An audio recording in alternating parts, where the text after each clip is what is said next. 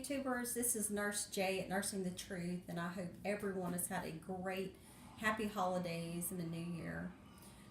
Over the new year, I've been reading tons of literature and just taking a deep reflection on how we have been brainwashed over the last 2 centuries, or matter of fact, 2,000 years of what we call the Bible, especially the New Testament, what Rome has handed down to us. I just finished reading a book called The Jesus Dynasty by James Tabor. And this is an excellent read for many of you. We are still in quest or in search of the historical Jesus. As I said, Josephus was the only Jewish Roman historian of the first century that wrote only about the Jewish wars and the antiquities of the Jews. He also wrote about his life and Against Apion, which is another works of his. It's all completed in the complete works of Josephus. In this book, The Jesus Dynasty, it does talk about the hidden history, whether this man was a historical figure from the New Testament writings, or was this a compilation of different characters, or is this a myth? Now, as I told you, there were over 19 or 20 different Jesuses of the time. And Josephus specifically mentions these particular Jesuses in the back of his book. And, you start kind of wondering and kind of, trying to scope things out like, well, who are we or what Jesus are we looking for? Now, the only person that you can try to fit in the story is James. Okay. Now, if you go to the scriptures in Mark, I believe it's Mark 6:3. Sorry guys for this phone, but one of my family members is just totally bugging me. And I tell you what, every time I get on YouTube and do a video, either the phone rings or my text messages go off. So I'm gonna have to start turning this thing off. So if we go to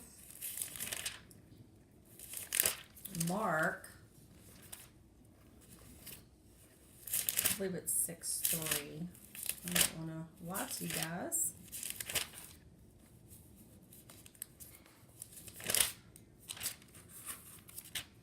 I should have had all this tagged before I start talking, but oh well, we'll learn as we go. Okay, so Mark 6:3, it says, "Is not this the carpenter, the son of Mary, the brother of James, Joseph, Judah, and Simon? And are not his sisters here with us?" And they were offended at him. Talking about the people in the town were offended of him. The Pharisees and Sadducees pretty much was calling Jesus a bastard born out of wedlock. Now, if you go to the Babylonian Talmud, the Gemara, the Sanhedrin, they talk about this particular Jesus ben Pandera, and it talks about this Mary, which is Miriam, that she had this bastard son, that she had, ran out on her husband, got really flaunty with this Roman soldier or whatever, and had Jesus by him. Now, they did find some type of burial tombstone of this guy's name, and it talks about also him having other brothers and sisters. Okay, so you kind of try to put some of this stuff together, but you have a lot of different scholars that are trying to piece things, and like I said, with the Roman world, when they got a hold of all of this stuff, whether true or not, they totally just ravaged through all paperwork. Some of the censors burned a lot of the texts. Then they put a lot of stuff in the works from other cultures, whether it be Zoroastrianism, Egyptian, Greek literature, Persian literature. Now you got to understand that during the Second Temple period, when the Jews were, in Babylon captivity, they were around all the Babylonian and Persian mythos and Egyptian cultures as well. And at that time, the Persians were having apocalyptic, literature. They were having angels and demons. They were having heaven and hell. So these things started kind of playing out at that time. So from that point on, through all these works, you have all these ideas going on, and it just kind of carried over to that time. But anyway, back to the Jesus dynasty. James Tabor, what he was saying is that in the scriptures, what we have is you do have some key players that are in the scripture that you can kind of piecemeal and try to put together maybe for a real person. But what has happened is that they've taken this real person and they've made him into a god. And basically, even if you go back to your Jewish laws, number one, the Jews did not crucify anyone on any occasion. Their law was to stone, not to crucify. That was a Roman thing, was to crucify. Josephus even stated that crucifixions were so rampant that they ran out of wood and they had to go to Lebanon to get wood to make crucifixes. So the Jews stoned their people. And it was also a curse that anyone be on a tree.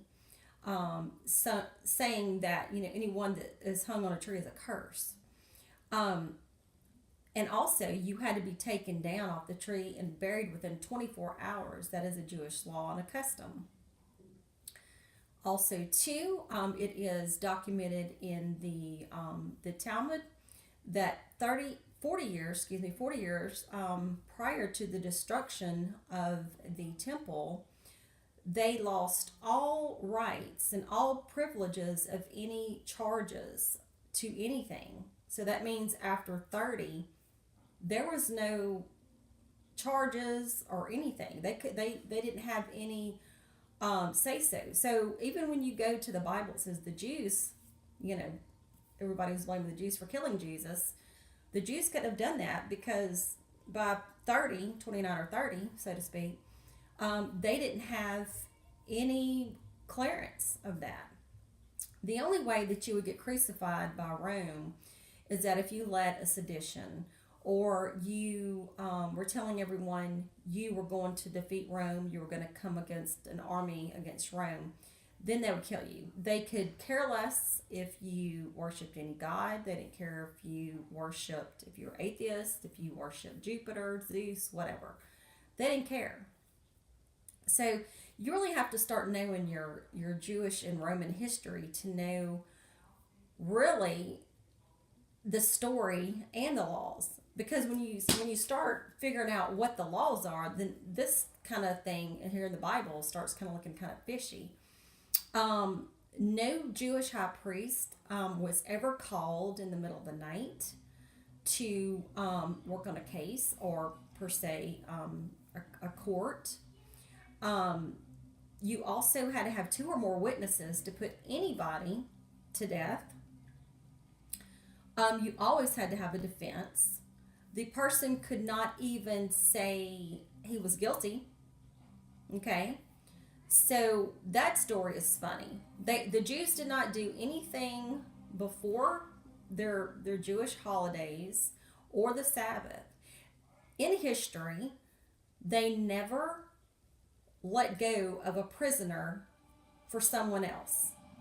Okay? They didn't say, oh, well, we want this, but crucify him. So all of this is a bunch of jargon, okay?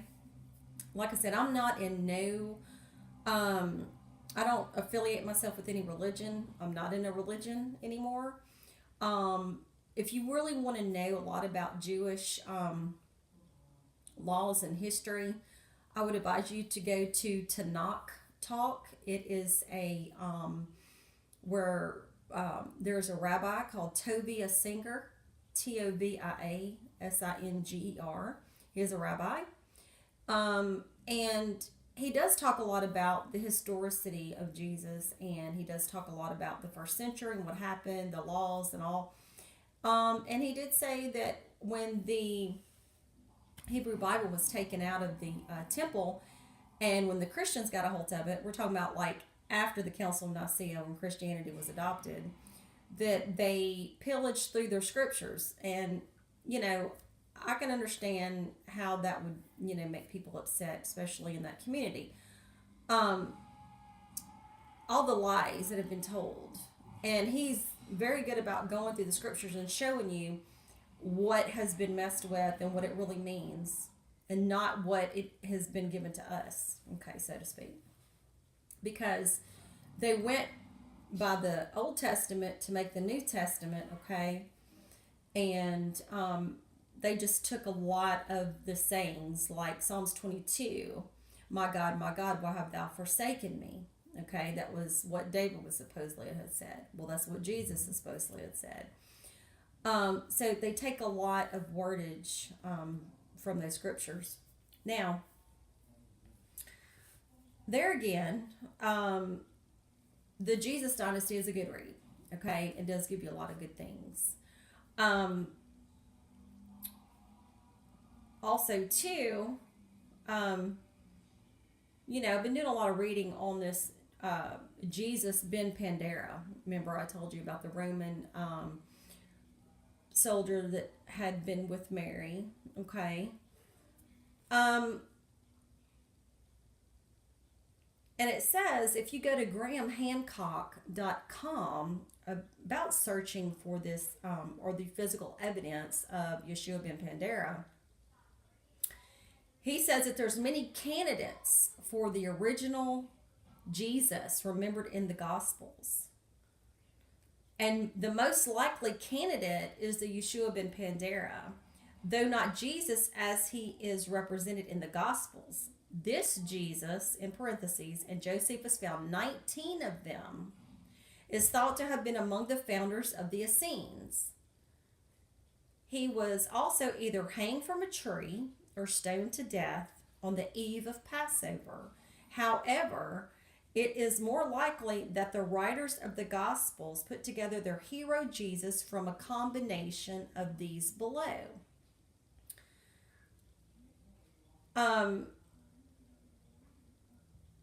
Josephus, the first century Jewish historian, mentions no fewer than 19 different Yeshuas, about half of them contemporaries of the supposed Christ.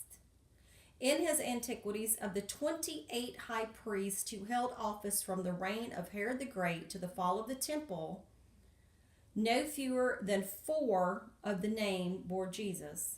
Jesus ben Padibi, Jesus ben Sek, Jesus ben Damnius, and Jesus ben Gamaliel, Jesus of Gamala.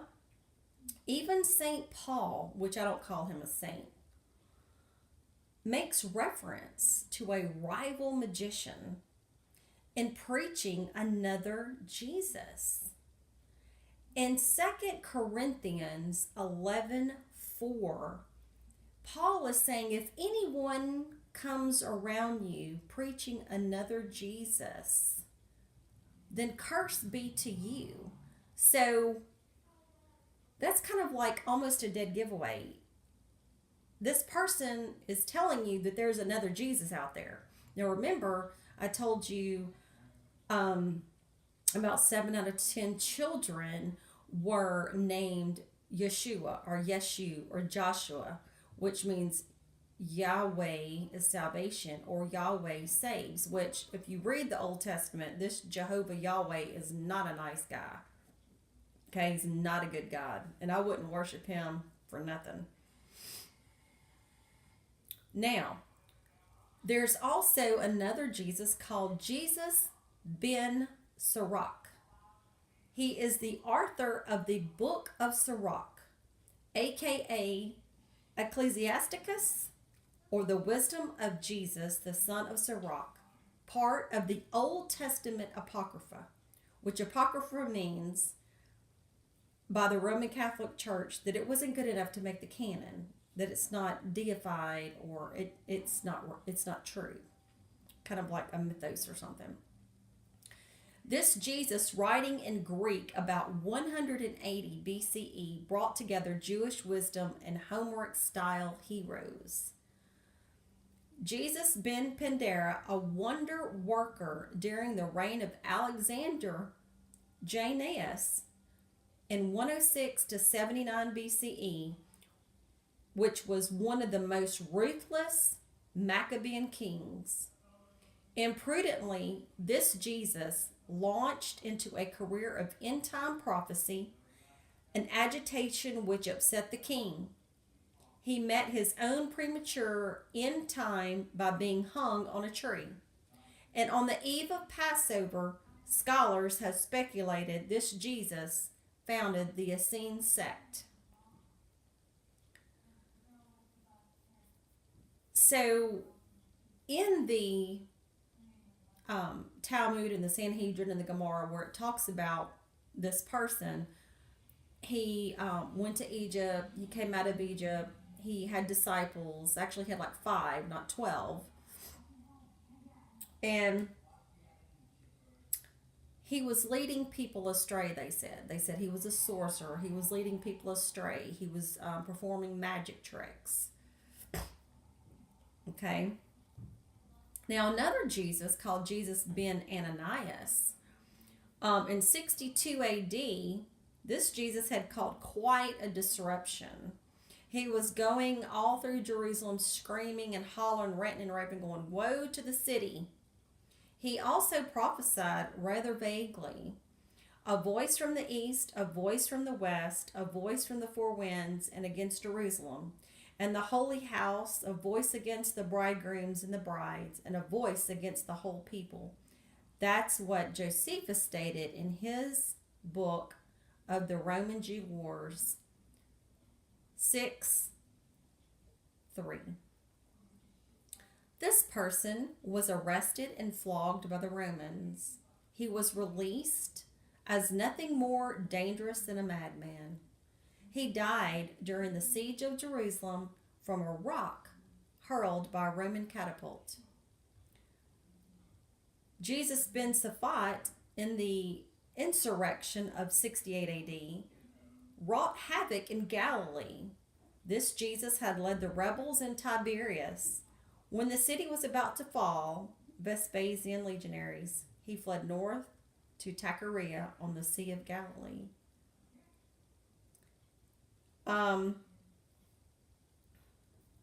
It's very important that you read Josephus's works, okay? Whether he wrote about it and put it in the Gospels himself, or someone used his works and then messed with it and then put it in the Bible, okay? Either way it goes. And because Josephus died like at 100. He was born in 37, died in 100. So if this actual crucifixion thing took place, Josephus wasn't there to see it. Because see, if we've all been told that Jesus was crucified in 30. But if you start looking for these characters in timelines of what Josephus is writing, then the timeline is going to be 30 years bumped up around the Jewish War. Because see, everything was quiet in the like anywhere from like the 30s to the 60s, really. There was hardly no crucifixions. It was quiet. But things started like gearing up in the early 60s, okay? And these are where these crucifixions are taking place.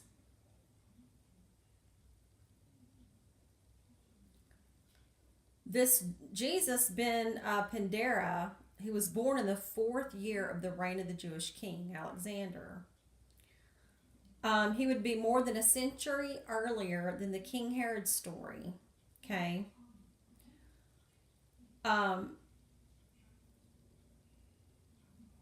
Joshua, Parakia was a president of the Sanhedrin, the 5th, reckoning from Ezra as the first. One of those who was in the line of descent received and transmitted the oral law, as it was said, from the Sinai.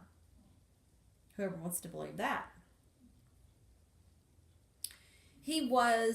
This Jesus ben Pandera was a disciple of this person that I just mentioned.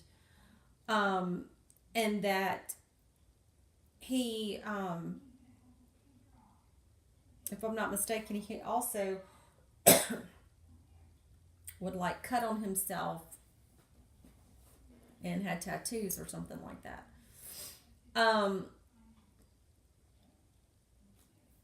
If we put the age of his pupil, Jesus ben Pandera, at 15 years, that will give us an approximate date extracted without pressure, which shows that Jesus ben Pandera may have been born around the year 120 BCE.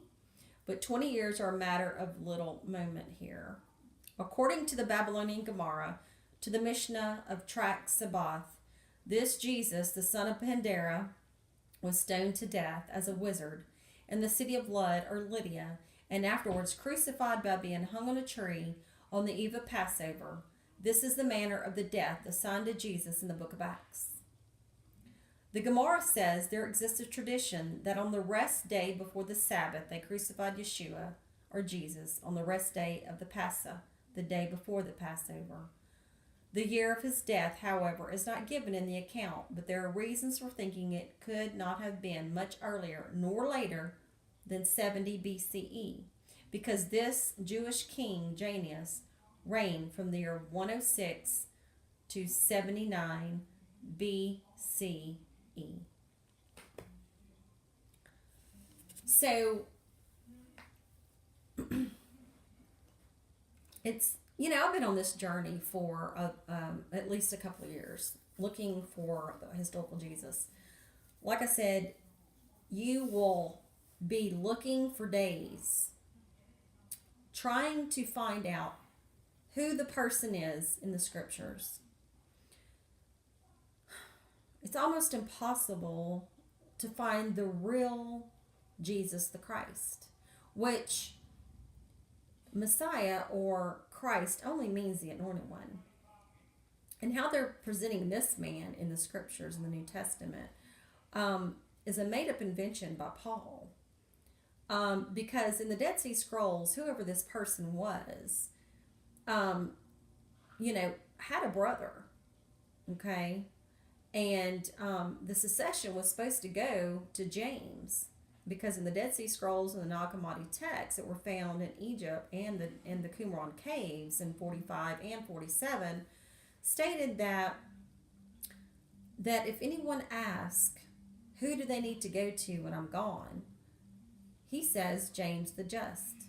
And James the Just, by Josephus, stated that he was so righteous that he would go to the temple and kneel on his knees until they were calloused, that he would pray for everyone, and he was righteous.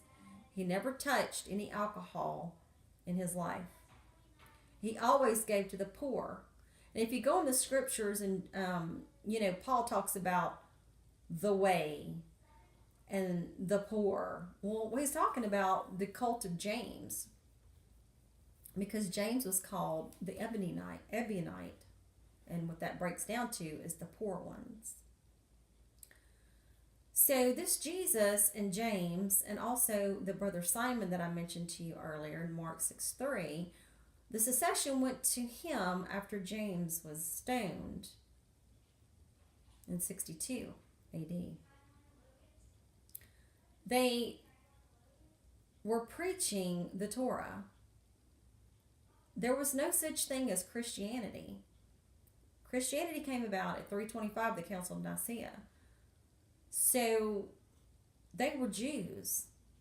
They were trying to get people to live by the Torah. Now, this Jesus and James and Simon, they did not like the priesthood because they saw what they were doing to the people, taking their money, killing animals.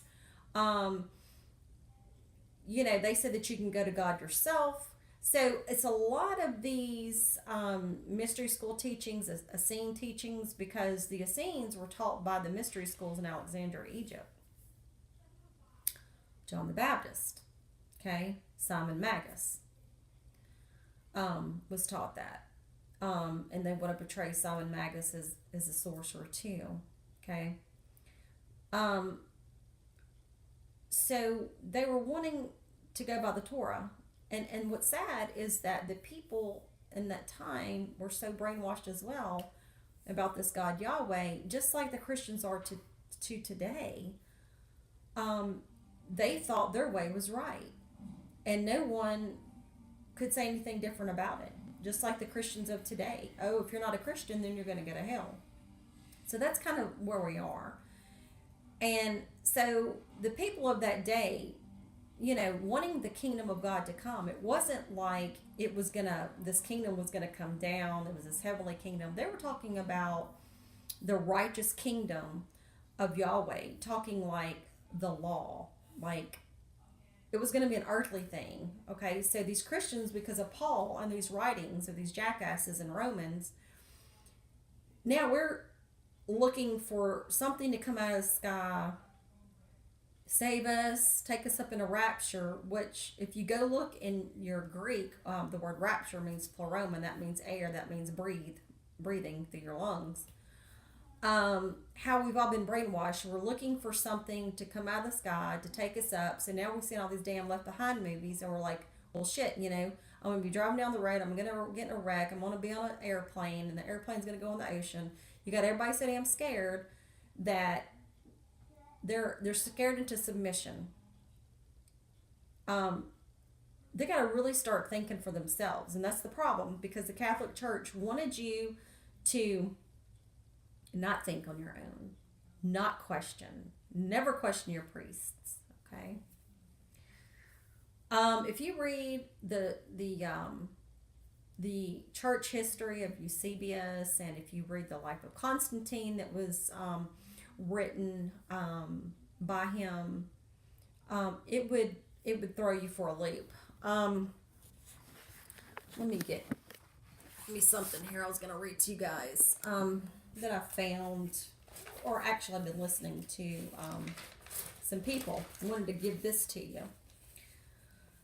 There was something called pious frauds that the Roman Catholics would coin, okay, as pious frauds.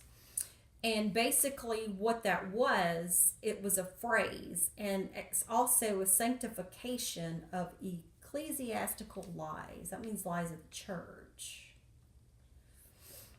And these are direct quotes. And the church fathers say that they depict the type of books that were divinely inspired by God, that they picked the ones, okay?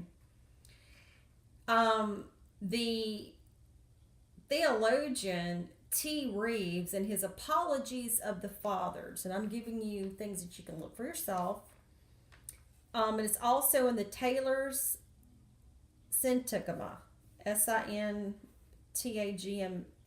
page 170, it says, "It was a Catholic opinion among the philosophers that pious frauds were good things, and that the people ought to be imposed on in matters of religion. Thus, when institutions were founded on fraud, murder, and deceitfulhood, then pious frauds are good things for those that benefit from these institutions." The definition for pious frauds is as follows in your Wikipedia. Fraudulent practices used to advance a religious cause or belief, increasing faith by whatever means available. So, I'm really trying to hold my tongue here, but this is pissing me off, people. So the Roman Catholic Church is going to coin a damn phrase called pious frauds. I just read to you what the definition of pious fraud is. That these frickers would go to any length of a stretch of imagination to do whatever necessary, a lie, deceit, to tell a damn story, to convince your ass, to mind screw you, however you want to put it. You people better come out of the damn church is what I'm saying. You got to come out of it, people. And Johann Lorenz van Muschem, Church History, Volume 1, page 198, states as follows. It was held by the church that it was not only lawful, but praiseworthy to deceive and even to use a lie to advance the cause or truth of piety.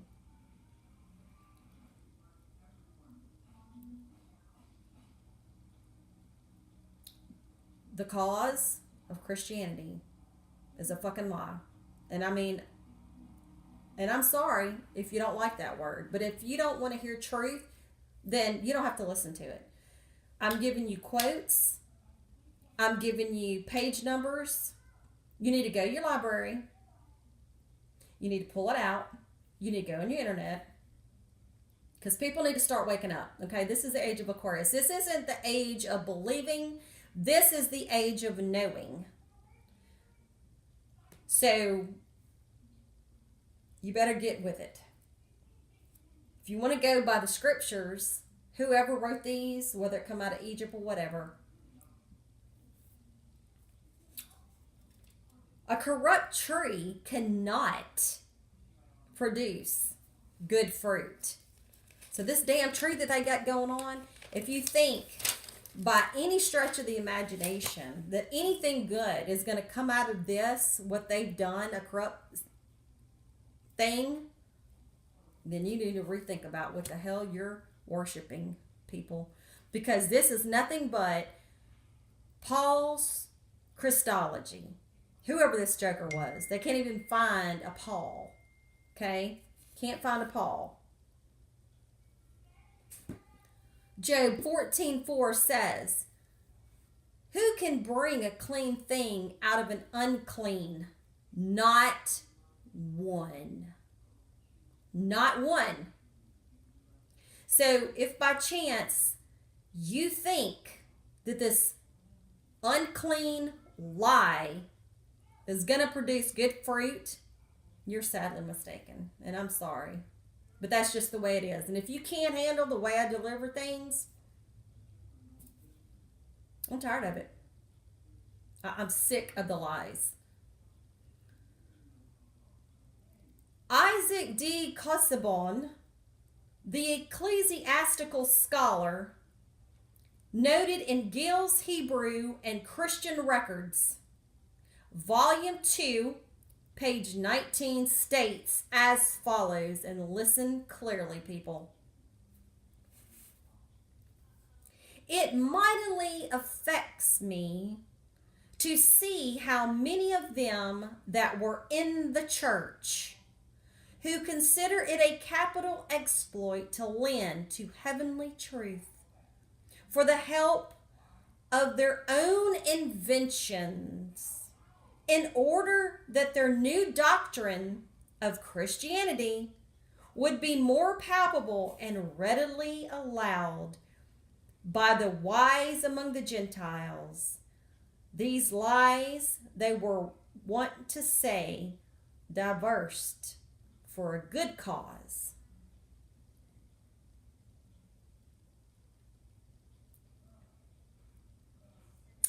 Did you hear what he said, people? The inventions of their new doctrine, Christianity. And we were hoodwinked. The Gentiles were. Okay? Cardinal Wolsey, in the time of King Henry VIII, In Middleton's Letters from Rome, page 4 states about the printing press. The Guggenheim or the Gutenberg printing press, I believe, states, if we don't destroy this dangerous invention, it will one day destroy us. Well, I hope the hell it does destroy your ass. Because the lies, the deception, the whoredom, and the killing of innocent people all around the world has come out of this shit. Through the Spanish Inquisition, the murder of men, women, and children.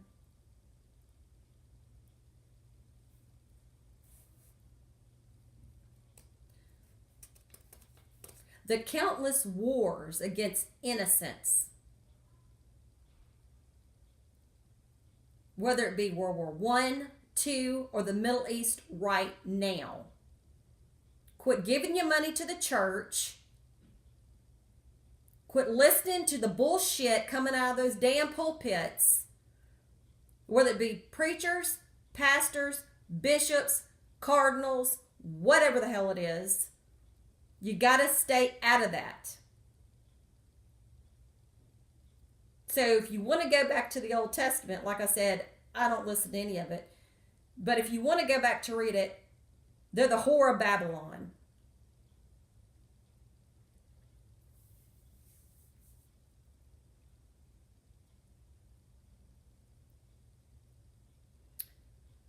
Celsus, which was an early writer, I believe in the, early 2nd century, he wrote a book called True Word. He was against Christianity. And he was having lots of arguments with Origen, okay, the church father.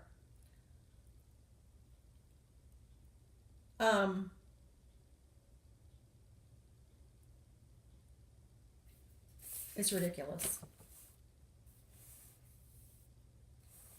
Oh, you're going to love this one.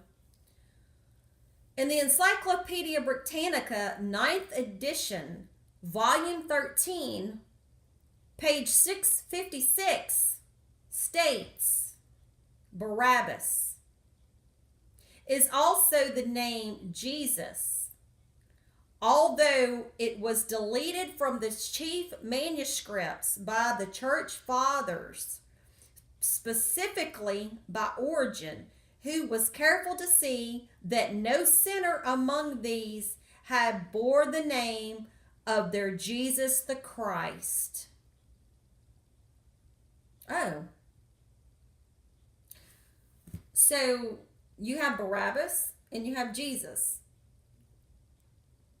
So if Barabbas was the same name as Jesus, then you've got two Jesuses, homies. And they let Barabbas go? Think about it. Think about the mind screwing they got going on.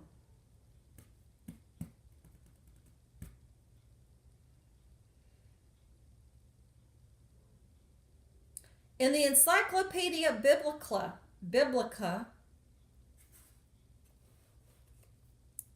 that was written in Marshall J. Girvin, page 58, states, did Jesus really live?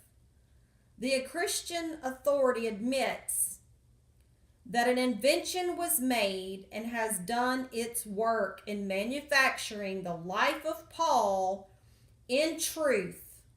The authors object only 4 epistles that are authentic.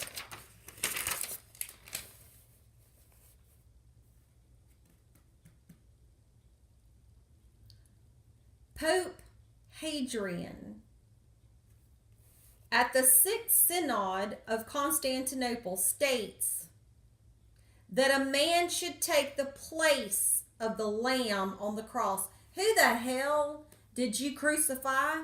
Did you crucify man? Or did you crucify lamb? And don't give me this shit about the Lamb of God. Because the lamb ain't no God. So figure it out.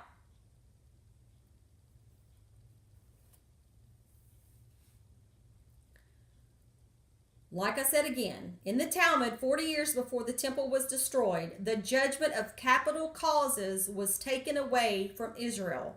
They had no power. Under Jewish law, blasphemy was not a death charge. So if this fricker was going around saying, oh, I'm the Messiah, I'm the king, I'm going to kick ass and all this, they couldn't have put him to death. They couldn't have stoned him.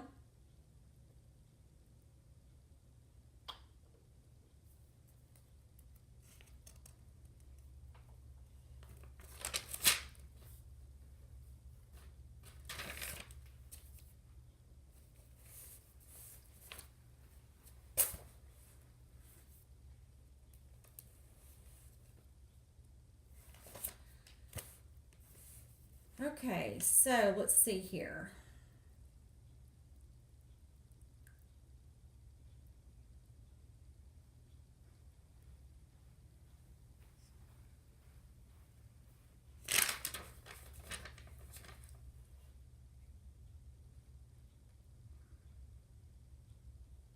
Oh, you're going to like this one too.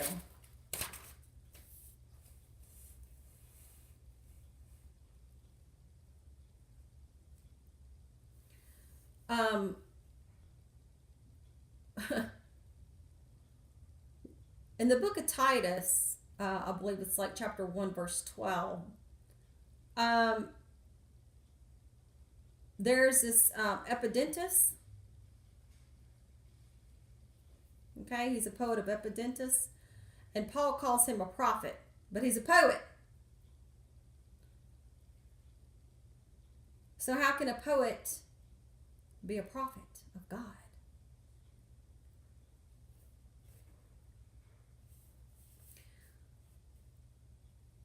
1 Corinthians 15:33, face of Menander. 7 wise men of Greece. This was an excerpt taken out of the face of Menander. Acts 17:28, a Greek poet, Aratus. This particular verse was a hymn to Jupiter, which is Zeus.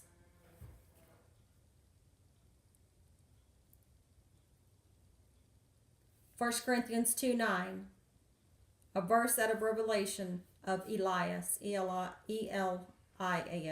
states Origen, the church father.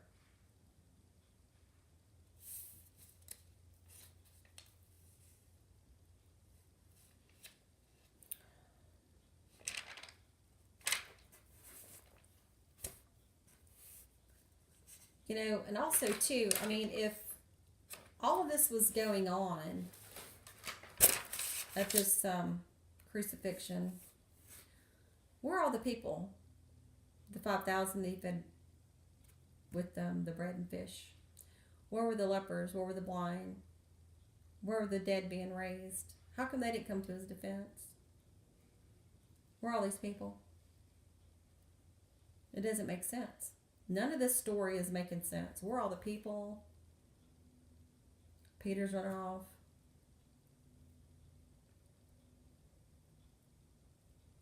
You got different stories about Judas Iscariot. You got different scenes of the resurrection. You got different scenes of the crucifixion. In Mark, if you read it, it doesn't even say that Jesus was crucified. It was making you think that Simon of Cyrene was. Mark is the oldest text. And what they don't tell you is that Mark 16, the last verse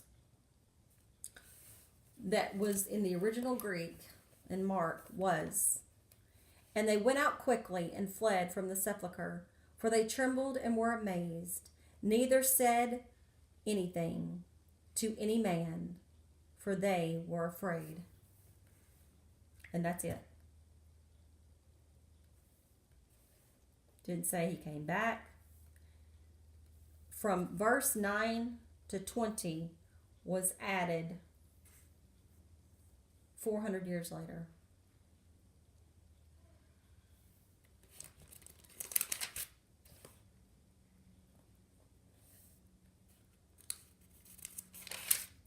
So all this information I'm giving you guys, it ought to make you sick to your stomach.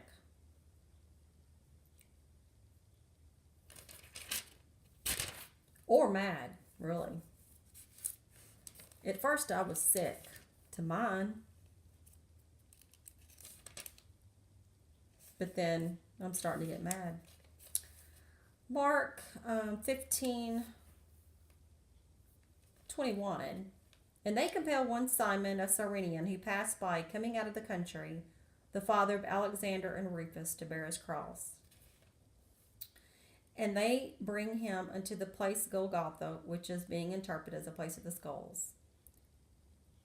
And they gave him to drink wine mingled with myrrh, but he received it not. And when they crucified him, they parted his garments, casting lots upon them, whatever man should take. And it was in the 3rd hour, and they crucified him. Didn't you just hear what I just said?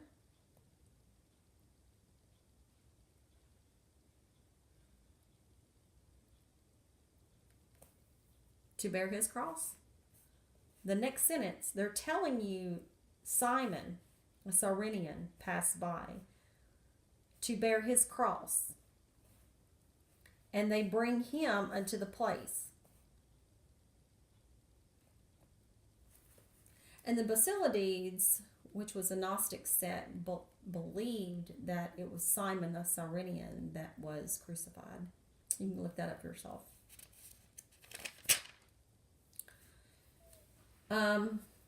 Another note, in the Gnostic scriptures, Judas is the same person as Judas Thomas. Thomas in Aramaic means twin. Didymus in Greek means twin. So when you see in your scriptures, Didymus Thomas, the twin. Twin of who? The twin of Jesus. So when you go to the Dead Sea Scrolls, there was the Book of Thomas, the Gospel of Thomas, the Acts of Thomas, and they give stories. But Jesus himself said that Thomas was his brother, his twin, and that people couldn't tell them apart. So what happened to this twin? Was the twin of Jesus really the one that bared the cross and not Jesus? We'll never know. It's always going to be a mystery. And it doesn't matter how long and how hard you search for it when you think you have the answers. It's always going to be, you just never know. But don't always take, we'll just have faith. Because faith is nothing but blindness, walking in the dark.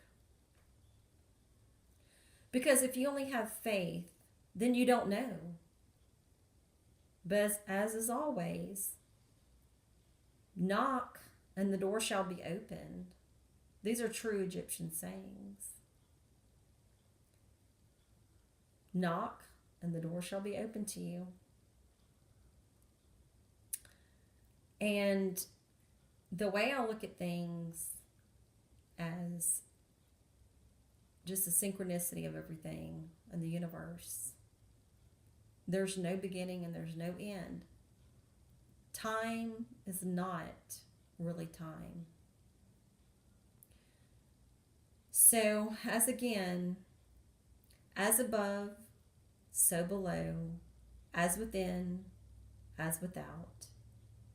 Me and Thoth are going to say goodnight, and tomorrow I will bring you a new lesson.